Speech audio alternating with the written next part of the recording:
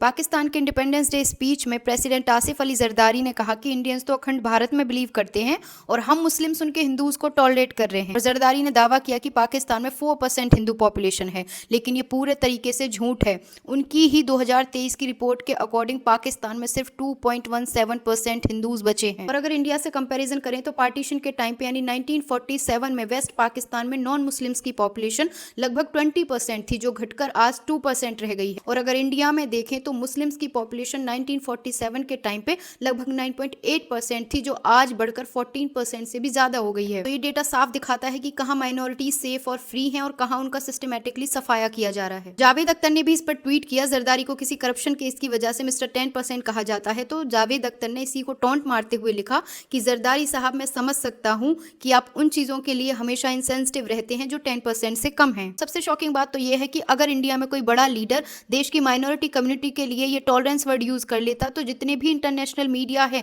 अल जजीरा, New York times या फिर BBC हो, वो इंडिया को तुरंत फासिस्ट घोषित कर देते। और वहीं पाकिस्तान अपने देश की माइनॉरिटी कम्युनिटी के ह्यूमन राइट्स को ट्रीट करने की बजाय उन्हें झेलना बोल रहा है। तो जितने भी ग्लोबल ह्यूमन राइट्स के ठेकेदार हैं वो अंधे बहरे हो चुके हैं।